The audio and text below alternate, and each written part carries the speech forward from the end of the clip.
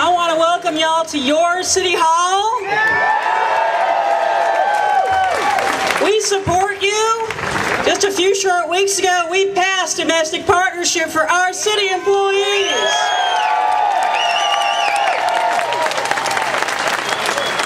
It passed the Orlando City Council unanimously.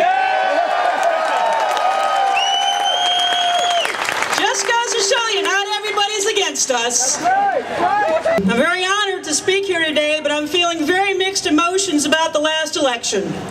I was elated that we have elected our first African American president.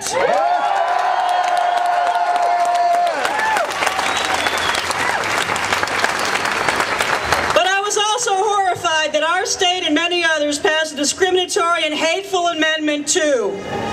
Unfortunately, many other states followed suit, even progressive California.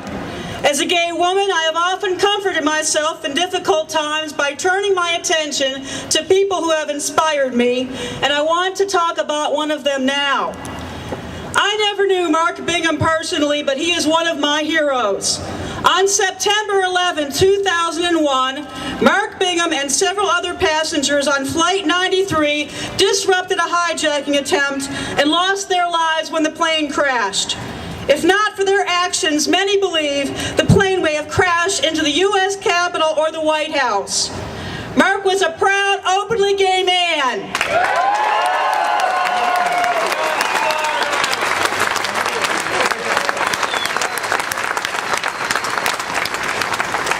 He played rugby, he was into leather, and ran with the Bulls at Pamplona.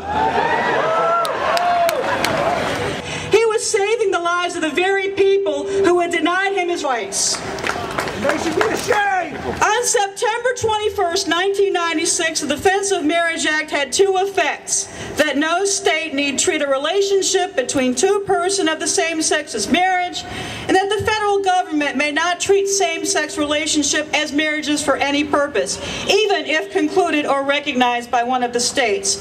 And this discriminatory legislation continues to be adopted state by state as majorities across the country and the politicians who need a majority to win elections bend to the tyranny of the majority. To take away minority rights, to take away your and my rights, that's wrong.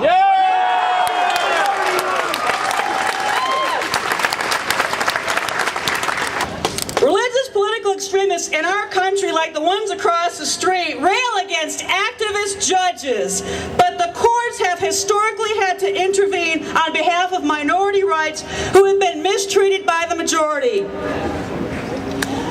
Another irony in the life and death of Mark Bingham is that he lost his life fighting radical religious extremists.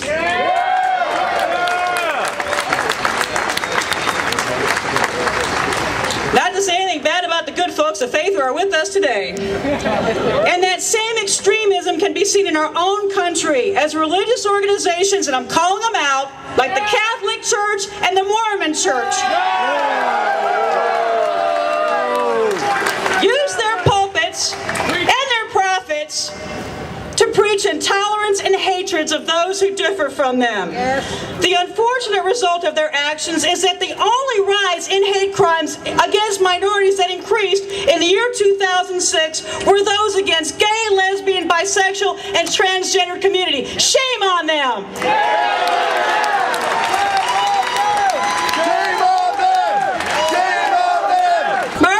Was on Flight 93 to attend his friend and fraternity brother Joe Salama's wedding. Unfortunately, Mark never made it, and Joe never got the opportunity to ask to be served as an usher at Mark's wedding. But I have hope, and he's been quoted a lot today. As the Reverend Dr. Martin Luther King said, "The arc of history is long, but eventually it bends towards justice."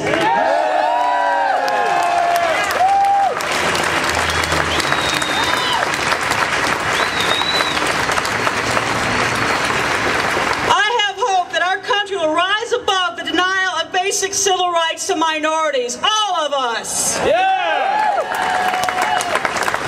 It is my hope as I age, and y'all have seen proof of that today, that I will be able to have my partner Jocelyn at at my bedside, that we can be assured of a seamless transition of assets in the event of a tragedy in our wills, that we can be treated equally as couples and conveyed the 1,100 rights that are conveyed with civil marriage.